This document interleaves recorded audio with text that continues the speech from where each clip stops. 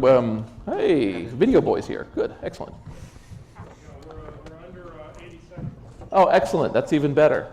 You know, the really cool part about being wireless mic'd is when you mutter to yourself something insulting about the person over there, it gets blasted to the entire room. Oh, God, what motherfucker. Oh, Jesus Christ. What happened? Do we want to ask him what happened? Anyway, all right, so we're going to do the thing with that. We got deaf things there, and we have 1, 2, 3, 4, 5, 6. So you'll all have a fine amount of time to speak. What are we talking about? Fantastic. What are we talking about? Well, today we're talking about what the National Vegetarian Council can do for you. You think so?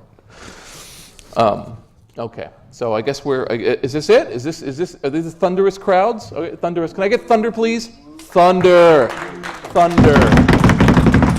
Yeah, the video can't show this, but what we're going to do is we're going to Photoshop, heads, shadowed heads underneath all of this. But I do appreciate all of you coming here, especially during dinner time, which is not an easy time to come here. All right, well, welcome to the Notacon Hacker Media panel. What this is, and these guys all have their ears pricked wondering what the hell this is, we're just going to go over a quick review of some of the aspects of running a technically oriented media program. All these gentlemen share the same hobby, skill, or profession, which is that they enjoy coming on the air via podcast, via broadcasting, or whatever other method they can find to talk about technical issues. My name is Jason Scott. I'm the moderator. I promise I won't dominate. Let's get an introduction from each person. Your name? Drew. Drew. Yeah, I'm Pony Boy. Pony Boy. Low Tech Mystic. Low Tech. Zach Campbell. Zach Campbell. Slick Zero. Slip Zero. Droops. Droops. Call him Nancy Boy, but he prefers Droops. So there you go. All right. So, as I understand it, most of you are on shows. Some of you might primarily be guests. So, in an opportunity to just quickly promote yourselves, if you're on a show, what's your show? Dial-a-Dork. Dial-a-Dork. I'm on Belcore Radio. Belcore Radio. Ninja Night School. Ninja Night School. The Packet Sniffers. Packet Sniffers. BaseNet Radio. BaseNet Radio. Twat Radio. Twat Radio. So, I guess the first question, of course, is, and any of you can answer this, would be, where did you first get the bug to decide to do a show? Just take the mic, hit the guy who tries to take it from you, and go ahead. Well, actually, I started not even online. We were just kind of surfing channels one day and found out that we had a cable access station. And I thought, sucks. We could do something kind of tech TV on here. And we were just kind of tossing around names and the screensavers are funny. Haha. Oh, well, we could be the Packet Sniffers. And we just started editing up shows, and then it was about 3 or 4 months after that, then we decided, well, we could put it online too, and then that's when we stumbled into this whole mess. And that's been about it from there. I probably speaking for other people here too. I do an internet radio podcast, whatever the hell you want to call it. And I was really just inspired by, mainly by a show called Radio Freak America, which was kind of more or less the inspiration for 90% of hacker radio shows that you hear now. And I think that probably most of these people are probably in the same boat as me, but... Yeah. Yes, there's a show called Radio Freak America, which broadcast from, it was 2002? No, they went into 2000. Yeah, 2002 to 2004, I think. Yeah, 2002 to 2004, mostly run by a gentleman named Dual Parallel, who lives somewhere, which you can never figure out unless you actually listen to the show, and then you know exactly where he lives. Yeah. Who was blessed with a beautiful voice and an ability to be interested and astounded at all manner of technical knowledge and act like he was learning just along with you. And he was, in fact, an extremely inspiring person. I had the pleasure of being on his show a few times myself. So, when you put together a show, are there any subjects that you particularly enjoy speaking about that you think your particular brand of show really helps people either learn about or know? Well, I know my show is basically centered, generally, not all the time, but I try to center it around phone phreaking and telephony, because there's really not a big amount of shows on that nature that exist still. But Ninja Night School is mainly focused around just obscure knowledge. As hackers in general, we all are. This whole thing to the average person is very obscure. You go to, tell any kind of like hex or anything like that, the average person, you just lost them. So also with obscure knowledge, you're not.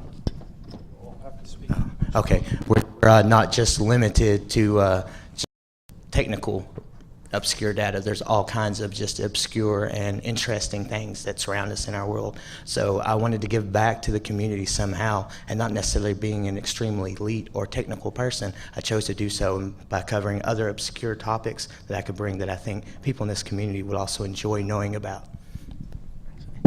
Well, just like low tech popped out, it's kind of important, especially when you're doing this, not to just oversaturate it with technical content. There's just a lot more things that you can pop to and learn what's under the covers. And what I like to do is preserve dying and old technology. If you've watched the Packet Sniffers, you know that I cover Commodore 64 hardware quite a bit. It's kind of a dying thing. The 8-bit generation is kind of fading fast, but there's still a dedicated scene that's still pumping out a lot of stuff new. So it's just one of those obscure, realms that a lot of people aren't too familiar with, or, well, that's about it. Well, let's see. Right now, the BaseNet does primarily just tech news, but we like to comment on that from kind of a hacker perspective on it. That's about it. We kind of got fed up with a lot of the podcast shows that are out there that are like, okay, I had this for breakfast, and the other day we went to Best Buy, and my dog's kind of funny looking, and yada, yada, yada. And we said, we ought to make a show that's just like 5-10 minutes long and just one simple topic, or maybe complicated topic, one central theme, and someone just talks about it. And that's what we do. Now, it's funny because when you bring that up, you're actually mentioning some of the classic podcast/hacker show. What would be the best word for it? The stereotypical ones. It's kind of funny that people would think that this particular subgenre, which is relatively probably only like 5 or 6 years of this particular brand, already has its own standards, its own stereotypes, and its own problems, so that you end up with a show in which the person first apologizes for the show not being on for a long time, and then starts to argue about what he read on Slashdot today, a lot, and then says, I just bought this item, it was really good. So, are there ways that you find that you try to break out of these? Because certainly you listen to shows and you listen to other shows that aren't made by the people in here, and so, are there any tricks or ideas that you come up with in your shows to break out of the mold, as it were? Yeah. I don't know how things are where you work, but every place I've worked, it's always been that the IT office, where the network administrator or the hardware guys hang out, is sort of a place where people congregate to find out about computer news and computer knowledge, because people are always coming in saying, my computer, or this is happening on my computer at home. And that's sort of an interesting, unique dynamic to have, the technical and the business people mixing and, talking about this. And that's sort of the model that we've done for our show, is to try to emulate that IT office and try to have a conversation that's sort of like what you would have in that kind of office, and try to bring the technical information to a wider audience.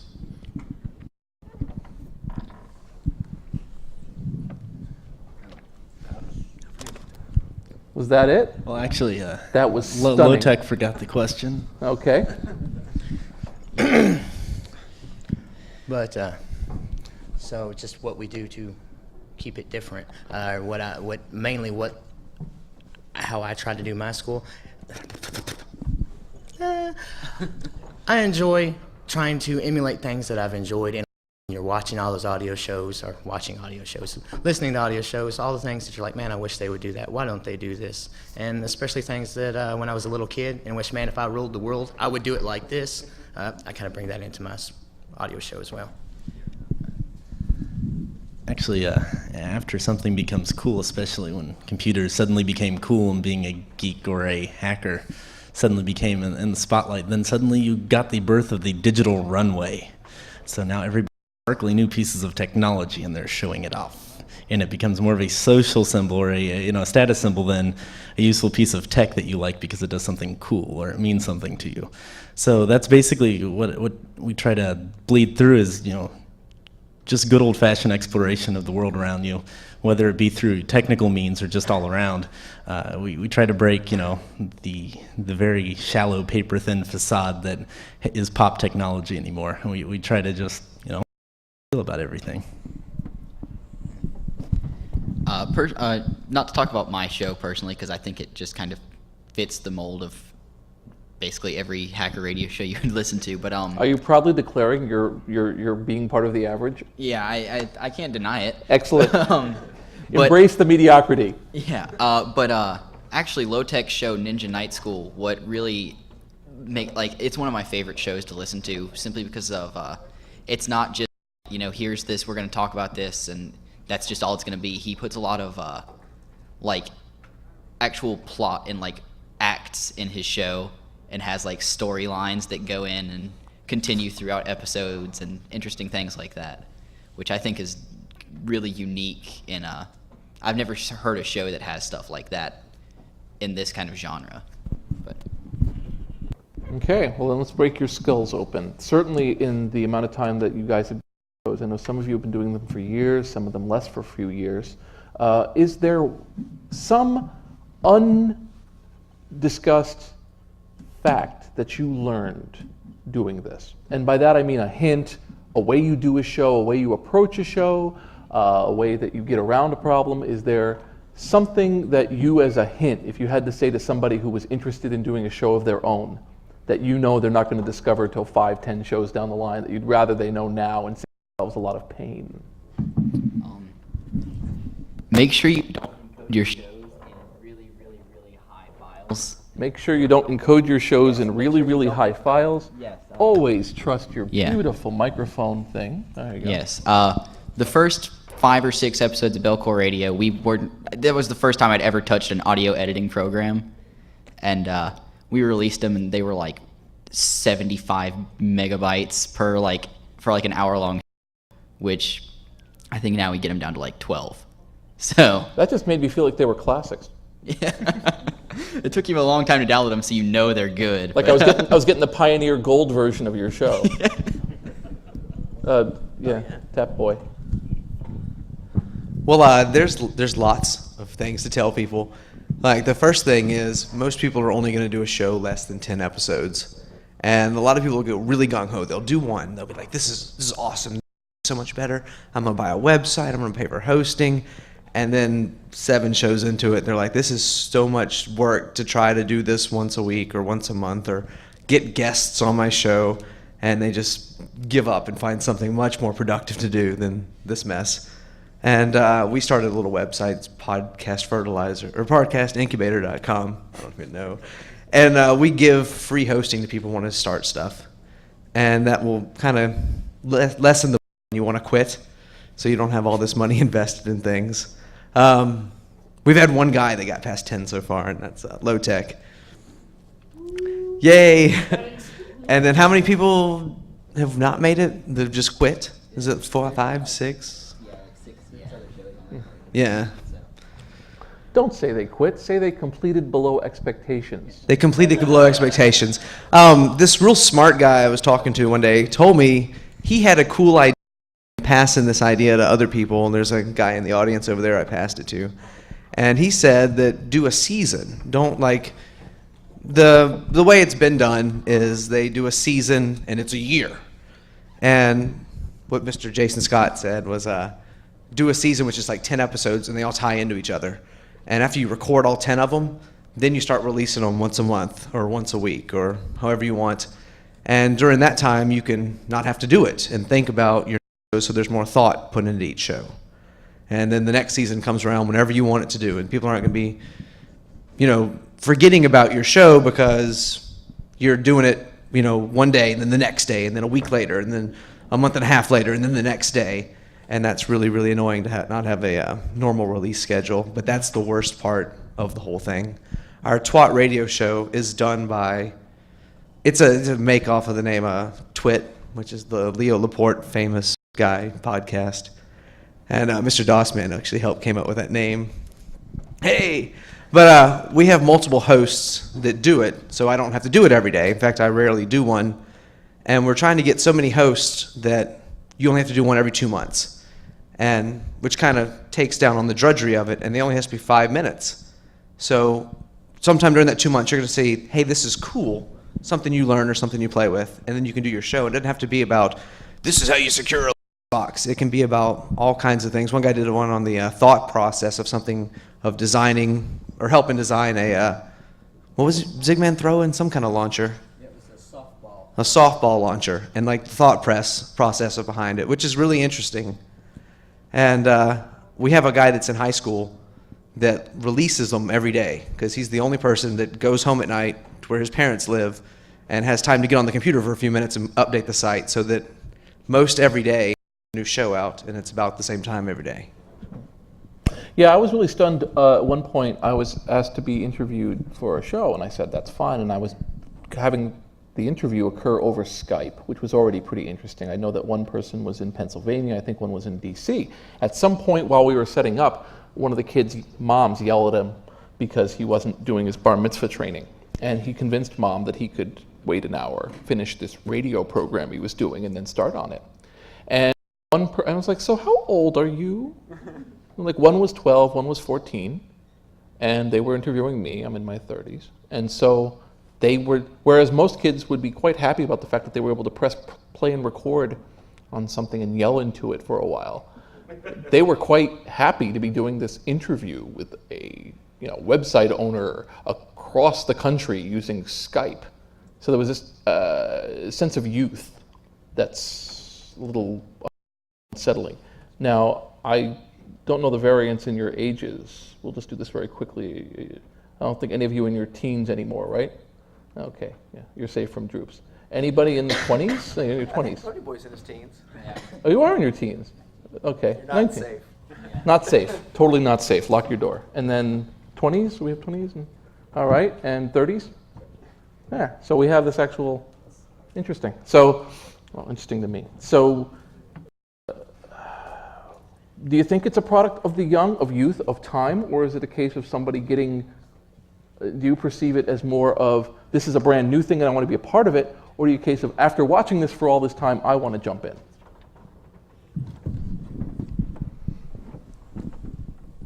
I don't know.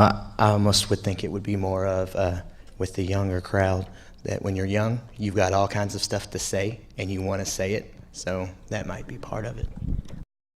I'm kind of the opposite way of him. I think because there really is, an even more varying age than what we have here. There's people in their, middle, like going through their midlife crisis and doing shows like, I think I've heard shows, hacker media shows that are people's, up to 45 or above. I'm not totally sure, but I think that it really is more just it's this kind of this cool new thing to do. We like to share things, and this is a really easy way to share things because, like in a text file, you can't, put emphasis on specific things. But speaking, you can like make sure that people get the point across that you're not saying something another, and they're taking it another way, because you can let them know by the tone of your voice. But Okay. Anybody else? I think a lot of it is people genuinely wanting to voice what I feel, what I think, what I want to do. But then, as I just brought up, I think it's still relatively new to the point where people are wearing their digital media loafers on the digital runway, and they're just kind of showing them off. So I think what we're going to get as the strainer of time wears on, we'll still have, we'll have more of the genuine stuff. But right now, I still think that we're kind of in the mix for everybody. Oh, this new thing. Oh, they're just kind of showing off right now. So you're saying we're in a show boom up in a show shakeout. That's your opinion? Yeah. Okay. Well, I think as far as the whole show boom goes, it's the people who want to do it will continue doing it, while the people who are just in it for just because they know they can, and just to The glory and the just money? to get it out there. They, as we were saying before, only do like 4 or 5 episodes, 2, 3. But once you get past 15, 20 or so. It seems like it's going to continue on, especially if it's a weekly thing.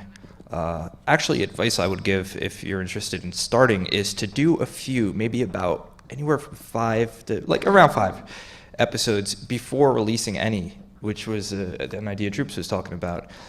And maybe not even release those episodes because maybe you don't have a format down for your show yet, and then continue on at whatever episode and call that episode 1.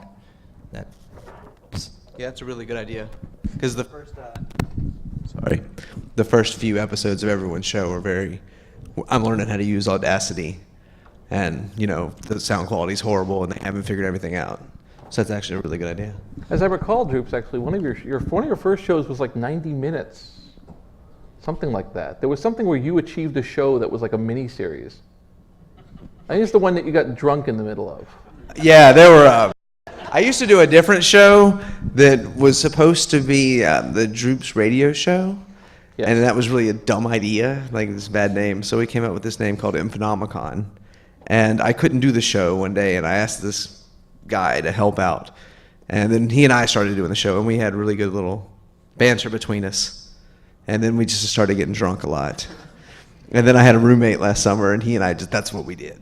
And it was very bad. I don't recommend listening to it. I loved listening to it. I transcribed them. Yeah. They were fantastic because you actually took a whiz break during it outside in your front yard. And it really brought in that sense of community. Because you were sharing your whiz with us and with apparently all of your neighbors. Anyway, another piece of advice I just remembered recently. Since I do this out of a studio, I have somewhat pro gear. And when an XLR cable does not work, cut it and throw it out. That's what I learned, and it hasn't failed me yet. This cable cop works very well for figuring out what's wrong with XLR cables. It costs about $20. That's Cable Cup, $20. I have to agree that one good way to keep your podcast going is to use alcohol. Because, if that's the day when you sit down and have a couple beers, that, really helps you stay with it. One other thing that we do is we have about 12 or 13 people involved in our podcast, and we have one guy that's the MC. He's there every week, but, then the cast is pretty much rotating. So if you don't feel like doing it one week, you just blow it off, and it doesn't matter because, there's a whole roster of people that are available. I think it's also more interesting for the listeners because it's, usually not the same combination of people more than once in a row. Right. Now, you're actually the only one on the panel that's actually been broadcast. Yes, that's correct. We had a little bit of a unique beginning to our show. We started as a radio program, and we just patched an AM radio into IceCast server, and we streamed it on the internet in real time as we did the broadcast, and then we would archive that as an MP3 and put it on the website. And then we figured that we were just an RSS file away from a podcast, so we go ahead and do that. And over time, decided to drop the conventional broadcast and do the podcast only. Did you find any kind of marked difference between working for a broadcast environment versus your podcast? Did your show change significantly? Not at first. It took a while for us to get the hang of doing it in a different format, but it's certainly more laid back. We don't have time constraints. We don't have to take breaks at certain points in the show. On the air, we took a lot of calls from people calling in, and that was obviously a lot harder with the podcast. So that part of it went away. But to compensate for that, we came up with sort of weekly features that we wanted to do. And so we have like this menu of weekly features, and just like the contributors, those vary from week to week too. Maybe we have 15 different topics that we'll talk about, but we'll only get to 3 or 4 or 5 of them in a given podcast. So, one of the things that one would think would be markedly between broadcasting and with that would be the discipline. Do you miss the discipline? Maybe the listeners do, but it's easier for us. It's more laid back to not have any of those constraints. So, do you guys think that the show is done for yourself or for your listeners? Like I said before, we try to reproduce that atmosphere of the IT office in a medium-sized organization. So we really do it for ourselves. and for the people that we think would enjoy that type of thing. And, the listeners just, we get feedback from the listeners. They say they enjoy it. So I don't know if it's a self-selection problem, but the audience we have seems to enjoy the format we have. How about the rest of you? Do you think that you primarily do it for yourself, to give yourself a voice, or do you do it because you think that there's this gap that these people that you haven't met need to have from you? I think, and kind of in the same way as him, I think it's a little bit of both, like a combination where I do it for myself because it's a lot of fun, and I like to, be able to just talk about whatever the hell I want, and you just really do whatever I want, and people will possibly enjoy it. But I also think that it is kind of, I started my show because I felt that it was important to talk about things like I said, like about phone freaking, because there really wasn't, when I started the show, there wasn't a big outlet for this kind of information.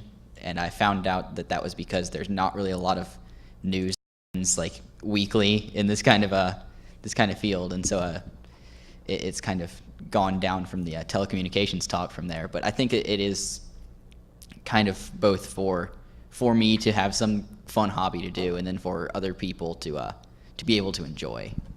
But Anybody else have an answer different than that? My show is done totally for me. I do it because I enjoy it like almost nothing else. And the day that changes will be the day that I no longer do any more ninja night school.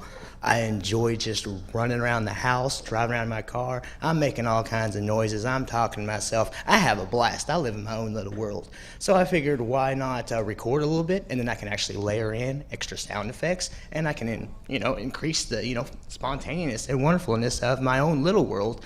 And I can share my little world with you guys. And the fact that there's actually people out there who download it and enjoy it, that blows my mind and humbles me more than anything else. So, it's really just for me, and I enjoy doing it because it's fun. So, and the fact that people download it and enjoy it is just, that's the cherry on top. Well, I kind of had that whole speech under the table here, and he just read it and took it. Actually, if anybody's seen the Hodgepodge that is our show, it's anything and everything that interests us, that we have a lot of fun to do. That we have a lot of fun doing. The spontaneity of it is pretty much just how our everyday life, what we take apart, what we build. And the fact that, there's other people that are totally into it, actually take the time to respond to us and keep egging us on, really adds a little extra something to the show. But we're not a catering service. So, if there's something that people want to see, well, then do your own thing. Well, let's see. On my show, it's pretty much for us, but it's also to get ourselves in a position where we have to convert the certain topics, and it's a lot of fun. I mean, it's not just me, it's also Silent Slade, Morbid, DMAD, and we also have a couple other people that we could call, and it's really for us about the sharing of information, and we put it out there because we feel others may be interested, and it turns out that they are.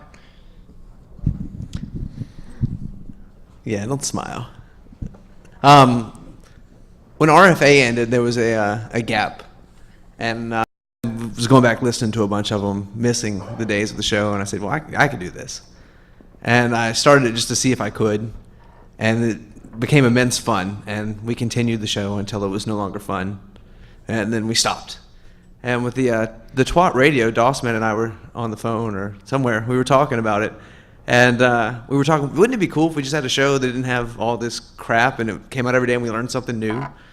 And we started it because we didn't figure who else would.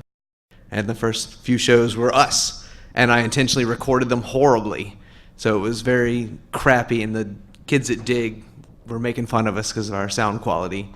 And I have some good stuff, I can make it sound really nice, but we didn't want it to sound too good, because then people would be more concerned about the audio quality and say, no, I couldn't do that, than the content of the shows. And that's our goal. And it's mainly so I can get a show every day and learn something without actually having to do anything. But anyway, it worked. And you've learned quite a bit. And I have. Okay, we're going to open up the questions from the audience because, obviously we want to know where you want us to go with this. Does anyone have any questions for the panel or for me? Yes, sir. So the name Twat. The name Twat. I understand the play on quit. Have you experienced any resistance, problems, criticism, that kind of thing? Other than I noticed, because I actually just got it through iTunes Yeah. Thursday, and it's T star target. take out the W and the A from it. Oh, do they? That's pretty hardcore. Steve Jobs is scared of you. We will not speak of it. It does stand for talk with a techie. Right. There you go. Or does it? Mainly, we were just trying to come up with something that was like theirs to kind of poke fun at them, and that was the only word we could come up with. Well, I figured that, but I was Yeah. wondering what kind of... Oh, Besides, of course, the crackdown by Apple. well, we get a lot of crap other than the Apple muscling around. People are all the time complaining about it. The audio quality is crappy. You don't have Kevin Rose on the show. Why would you call it this? You're just using twit to make yourself famous. Do you think people are going to mistype twit and get twat? It's like, no. And I've actually gone through the internet and searched for this crap. And By the third or the fourth show, they usually Yeah. If you're going to be complaining about stuff like that, we probably don't want you to listen to the show, because I don't like whiny people, and I don't want to have to deal with them. What's up? Are you getting into this? Yeah. What's that? I know there's a lot of women who would slap me if I said that. Yeah, it's a... Yeah. Yeah, that would actually be a function of the maleness of a lot of the hacker shows. There are not many female hacker radio show producers. Just works out that way. And I'm sure if there were more, they would be listened to. One of the things that kind of struck me as I was listening to Twit was the way Leo Laporte and some of those folks enjoy getting together and talking about stuff. And I think Derps had kind of the same idea at the same time. Was it'd be nice to get some of us conversing on a regular basis, talking about some technology and stuff, and having a regular program like the well-organized folks do on that side of the house. And, Well, they pay their people to be on the show, Oh, really? or they buy them equipment, things like that. Okay. There's monetary reasons for them to get people. I wasn't aware of any of that. So, Yeah. The okay. money. I've noticed they've gone, they've kind of gone sellout too, because the last Security Now had tons of ads, sponsored by. And Well, I don't think any of us... Right around the corner before it does that. That worth noting. I mean, how many of you, What's if that? somebody came to you and said, "Hey, we're doing Oh, I'm guerrilla sorry. marketing. How about if you guys give us some ads?" You don't mind that, do you? What would be your response? Oh. I'll hit all of you. Yeah. Go ahead. Say that you get this say NVIDIA goes to you and says, "Look, we just want this 15-second spot before your show. We'll even record it professionally for you and give it to you with your show name." Yeah, I mean, personally, I don't see a point of it, I think that it's like, I guess if you want to make money, that's cool, but generally speaking, hacker radio stuff, it's just like, hey, we went and got, Audacity, which is this free audio editing program, and we're just going to kind of make this thing and give it away. But I actually wanted to respond to his question a little bit about whether there's been negative aspects from the name twat. We actually have one of the guys who helps us run the whole thing. He actually put on his resume or an application for getting a job at an ISP that he's an engineer on twat. And they were like, okay, so what's that? And it actually helped him get a job. So We usually use TWA Tech. yeah. Yeah, there you go. Translister There's your- airline. Yeah, Twat Tech. Well, let's see. If NVIDIA asked me to sponsor maybe a 15-second thing on my show, I would have to say that maybe if you accelerated graphic drivers on so I could run them on Linux on my Apple PowerBook, maybe I'll mention you for 5 seconds. I mean, I wouldn't do anything. It would just be part of news that, hey, they came out with this finally. That's it. The second you have advertisers, you're going to have to do what they say. And then when you're doing what someone that's paying you says, it's a job. And this isn't a job. Yeah, It's an I adventure. come to the same conclusion that once it becomes my job, it is no longer my passion. Therefore, I cannot put my heart into it, and I'm not going to make anything creative anymore. But on the other coin, if the residuals are going to enable me to quit my job, ride a Shetland pony, and eat Jell-O all day long, then by golly, I'm going to do it, and I'm sorry. Never discount the power of the pony Jell-O. I most likely, the money would be extra whoever the sponsor may be. So if I'm suddenly not doing what they want me to, then okay, stop paying me. I don't care. Yeah. I was actually rather surprised that Duel didn't get picked up by G4 or something, because he certainly had the talent. Now, it's worth noting the Digital Dog Pound, because what you have there is this site, Digital Dog Pound, which is a forum and a wiki and resources that people started to work together on. And I know that when I observed it, that a lot of times people would be driven into doing shows because others would make comments and then put them up and say, what do you think of this? What do you think of this? And, it has its ups and downs, its politics and its wonder, but, did you find a community? Did the community have any peace with you doing this, or was it just pure listening to the shows and then you found the community? Mine was purely, I listened to a lot of stuff and I was like, I like this, but then most of the shows I really enjoyed just kind of went away for one reason or another. And so it was just kind of like, I need something that will help me fill this gap. So I need to make something, and it doubles up because I can talk about whatever interests me as opposed to what interests just those people. So I found it to be just kind of like, I didn't know about this whole underground hacker radio community, whatever, until I actually kind of got into the doing my own show and stuff. Mine was definitely community-based. I enjoy all the shows that are out there. I am an idiot, so all my knowledge basically comes from what everybody else decides to put together and say, hey, look what I can do. This is how you can do it too. And that moves me really more than most things should. Really get touched by that, probably more than I should. But that's definitely what drove me. I wanted to give back to the community. And since I am an idiot and I have no technical knowledge, I figured that there's a lack of a lot of quote-unquote entertainment out there in the podcast. Back in the 30s and 40s, there was a lot of radio dramas. There's radio dramas everywhere. And so many sound effects. And, you close your eyes and you sit back, you were there. You're just a shadow. Lurks in the heart of men, you were sucked in, and there's none of that out there.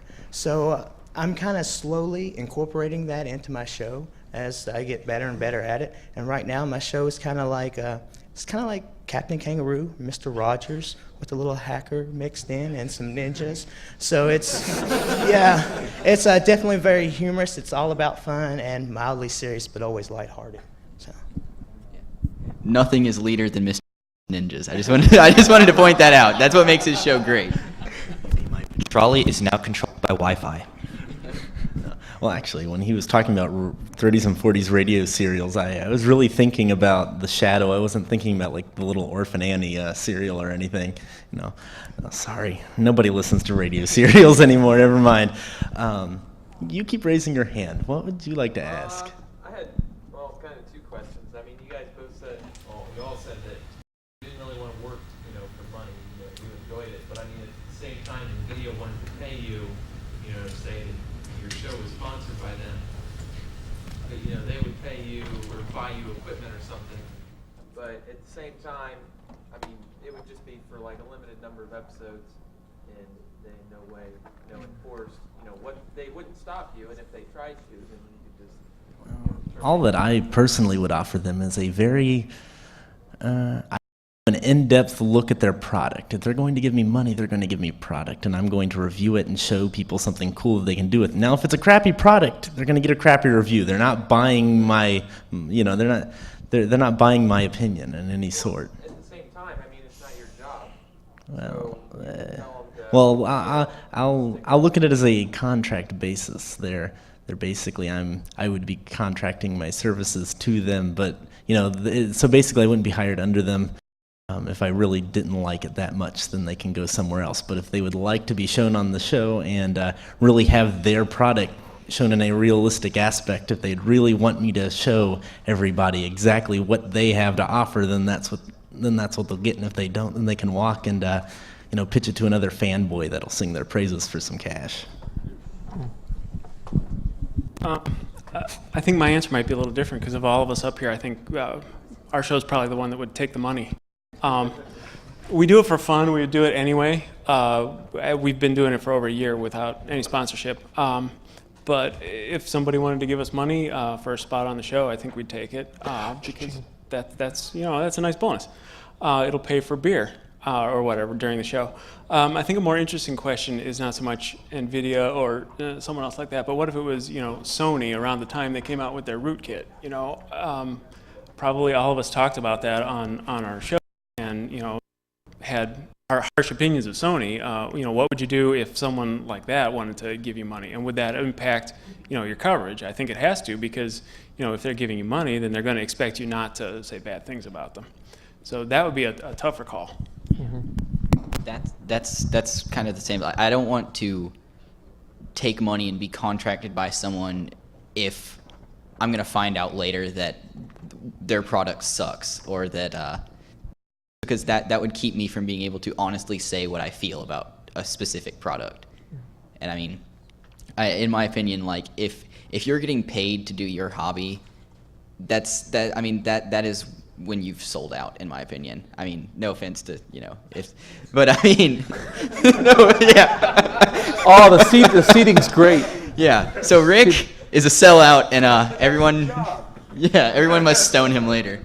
That's fantastic. The idea is to engage and embrace your audience and make them feel at one with your... Except for that guy. I get it. So the key is really to build and embrace the audience by attacking another member of the audience. All right, I'm just learning the Pony Boy way in 5 steps. Step 1, find an enemy. Go ahead. Was there any? Okay, yep, we're all on the up, down, sell out. Excellent. Okay. Are there any other questions from the audience? Don't want to get locked up. Oh, look at them all. See, we've stunned them into happiness.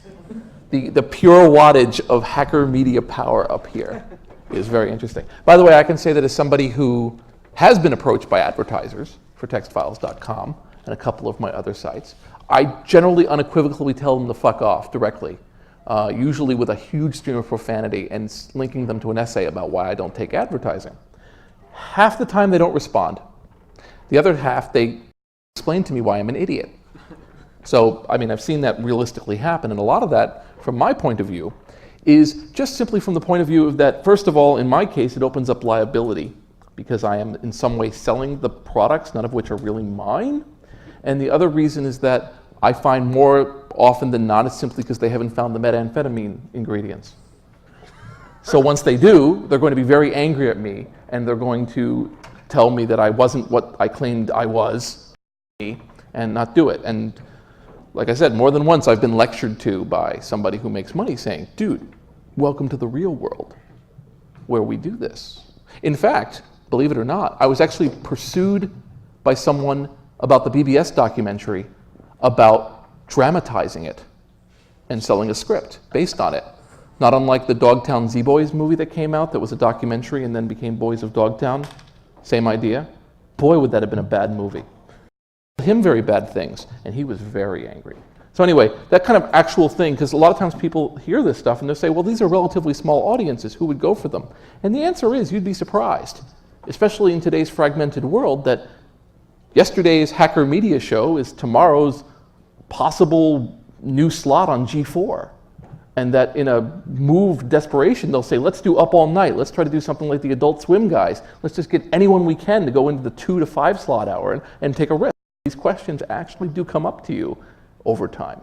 Anyway, all right, so there's no questions there. Now, I know you had one, look, bumpies. Okay, yep, what? What do you think is the most difficult challenge for like running your own show? Like, you've been obviously all doing it for a long time, and you must have like hit that moment where you were considering whether you can continue on or not. Most difficult challenge of your show?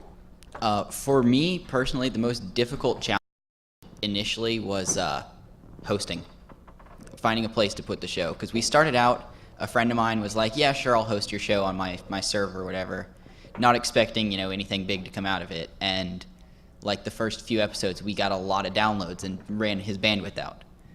And so he was like, yeah, I know I told you I'd host it for free and everything, but I'm not, and you have to pay me now. I'm not going to host it, and you have to pay me for everyting you just used up. Yeah. Let's see also the 75 meg show download. Yeah, I mean, it's basically, but I guess if you catch on to the smaller file size, it won't be such an issue. But finding, I still. I mean, I still haven't paid him for it, but yeah, I still talk to him. So. I know my biggest challenge is just the real world, seeing as how most of the time I spend in my own personal world, which is much funner than y'all's. Just trying to find the time between work and all the other stuff that you've got to do to actually live and continue living, finding time to sit down and do all the silly stuff that I do.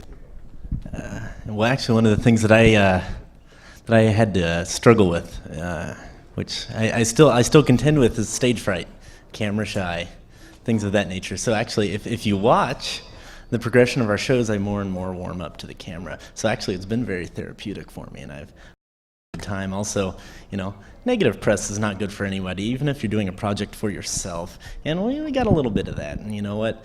A very drunken uncle of mine from southern Indiana, wearing a mullet, gave me a really good bit of advice, and that's hold your head up and keep on trucking. And it holds true, actually, sadly. And then we sang Billy Ray Cyrus. That's the kind of knowledge that you can take with you through your whole life. Everything works that way.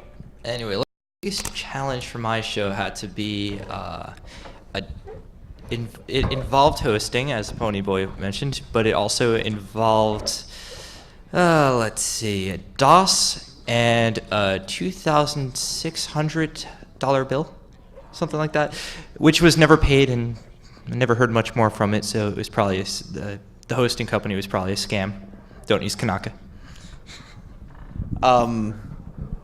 It's really hard to get some, like we were talking earlier, unless you're paying them.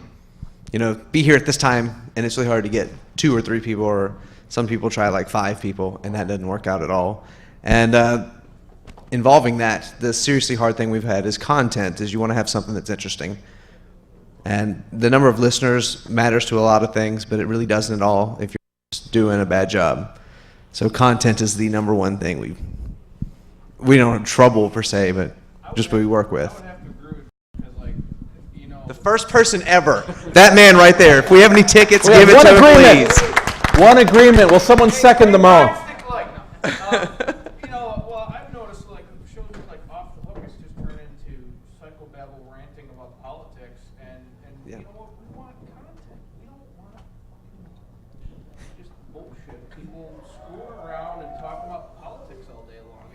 And if you want that, you know where to go get it. So you're saying Off the Hook has lost the... Exit is good, and it's part of the hacker community, but kind of on the same line of thought. Personal challenge, I think, for myself and Zach is the show doing video takes so much time and effort that I found the last 2 years I've done a lot fewer personal projects like we've had on the show, just because it takes so much effort to do the show. And that's one thing that's a challenge. And the last 3 or 4 months has been good for the project we've been working on that's upstairs, just to focus on having some fun doing a cool project rather than trying to specifically film it and create it as content. So I think you kind of have to, for me, I have to go back and forth and do some fun projects and stuff, and then bring it back to film it or something. Do you have a question? Let's just get him one. That was just actually my question leads into, would any of you others you consider doing video? Yeah, I've done some. Yep. I plan on recording some and submitting some to Hack TV Underground. So, me and a few of my friends at a local 2600-ish type meeting that I run decided one day that that's what we're gonna do, and we were gonna make the best damn internet TV show there was. That was about a year ago, and we've done about as far as drawing a storyboard for it, because I mean it's really not for everyone. I mean, it took me forever to master audio editing, to get good at it at least, and I don't know, video is just that it's an alien technology to me. I have a hard enough time making sure I have the right codec and download it or whatever to watch some videos online or whatever. But I don't know. It's that's a technology that I don't really see myself being able to get into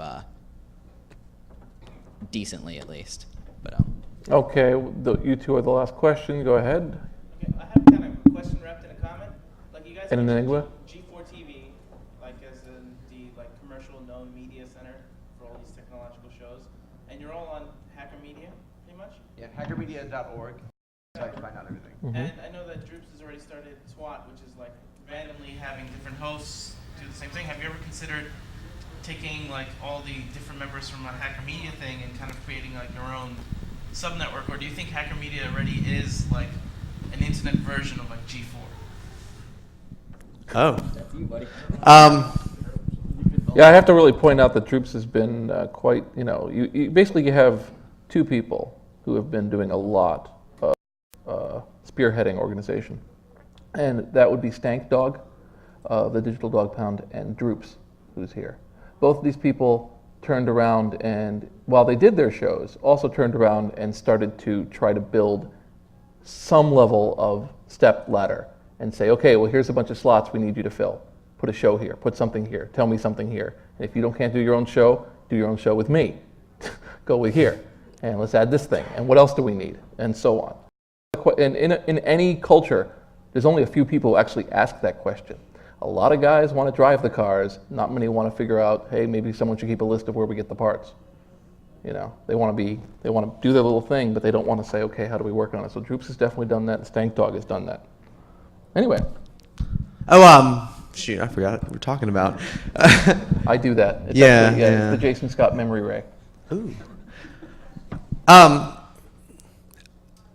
think we have a broad enough audience to do that and have our own little media thing like that. I really consider Hacker Media to be the central location, because everyone that I find that's doing a show, and I say, hey, here's an account on Hacker Media, post your stuff so we have some content. And everyone's like, wow, oh yeah, heck yeah, we'll put it on there. And hopefully we give them a bunch of hits. We've had 20,000 hits on the site in the last 5 days. But that's with the RSS feed every time someone their computer or iTunes wants to check, or some website wants to hit it. So it's really, really hard with our crappy one-in-one stuff. Don't use one-in-one. To determine what those are all for. I mean, it's a good number, but we don't know what it is. And like Infonomicon Radio stopped like a year ago. I don't know, maybe half a year ago. And we still get like 2,000 hits on the RSS feed every week. And that's just people have at it and said, oh, this is cool, and never removed it. And every time their podcaster client runs, we still get hits. So it's really hard to judge what we have. So we have a really smaller audience than 20,000 hits in the last 5 days. We also had that great experiment known as Freak Factor. It's one of the finest ideas I've ever heard of. Oh, yeah. How many people here, who here is familiar with Freak Factor? 1, 2, 3. Freak Factor was an experiment. Now, it was a very interesting experiment. The idea was, let's set up a conference with moderation. Let's record it for 2 hours. Surely something good must come of this. This Freak Factor is, and I was actually hoping this would get brought up, but because I love to talk about Freak Factor. It was the best and worst idea ever. Freak Factor was really cool because it was like, let's get all these people, and we're running out of time, so I'll make it quick. No, she was saying, you suck. Oh, okay. But yeah, it's basically, you have all these people, and they're just talking about anything they want. Just completely free-flowing thought. Like, there's no kind of mediation behind it, no kind of specific thing. It's just whatever people are interested in right then and there. Calling Walmart. Yeah, but it turned into, the first episode, they were kind of like, well, we don't know what to do, so let's make prank phone calls. And so then every episode, I think they only did like 12 episodes. Yeah. And they were each actually about 4 hours long. Each episode about 2 hours of them trying to get on various Walmart PA systems. And once they did, just saying stupid shit like dog balls. And I mean, it was... But it's important to note, within a very short time, you instituted moderation. You had to kind of sign up to get into the pool and still be an idiot, and so on. And it's I agree with you, best and worst, because what came out of there was totally magical or a horror show. Yeah, I really think You never knew. that's what the next, like, there's going to be a lot more shows like that coming. I mean, there's going to be a lot more shows where it's just like, let's get a bunch of people on here. And there actually are shows that are coming out lately. I've noticed that they're just like, let's get a bunch of people together and just talk. We'll just get together and right then we'll just talk about whatever. So, but I think Yeah. To me, Freak Factor was a lot more interesting because it was never planned to be recorded. They were just going to stream it live as it happened. It was going to be a reality show and just throw people in there, let them do whatever the hell they wanted. Of course, people record phone conferences, and then they were trading them around. So they said, okay, let's write a little script that records it. And they recorded it. And everyone's like, this is horrible. We need to fix it. So they said, all right, let's put moderation in. And every week, they did something different on the show, just like behind the scenes to make things different. They tried to get some people to, just random people, okay, you're in charge today. You can kick people off if they're annoying as hell. And that doesn't really work. Interesting to watch them change it to try to, you can't control a phone conference. And especially with people calling in, they just want to prank call Walmart. You can't stop that. And it's just really fun watching all that as it took place. Well, there's something to be said for that. Yeah. Just that. And it was hyped as the first internet reality show. So if your one big takeaway, your one big takeaway, Hacker Media fucks with Walmart. Now let me just get these guys, okay, just your URL. Dial-a-dork.com, that's hyphenated dial-a-dork.com. And yours. bellcoreradio.net. Okay, and yours. NinjaNightSchool.com. And yours? PacketSniffers.org, or for some laughs, Kitchen.org. Oh, yeah, Kitchen.org, KYCHN. Well, that's just completely intuitive. Go ahead. BaseNetRadio.net. Okay. Hackermedia.net. Okay. And? TwatTech.org. Woo! Okay, so thank you for your time tonight, ladies and gentlemen.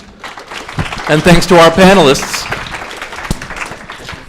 So, in this area we're having right here, it's going to be a party like it's going out of style with open decks. Then Hey, if anyone wants to be a host on Twat, hey, contact me and Ponyboy.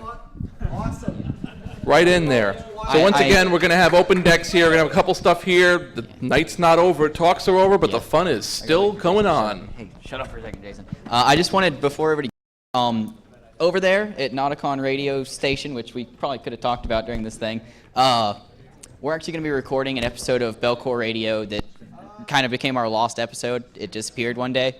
And just so if anybody wants to get on, just come over there. We've got like 4 mics that we're just kind of pointing at random areas. So if you want to be on a cool show, or hopefully this one will be a cool show, just come over and we'll get you on. You can talk about whatever the hell you want. Also,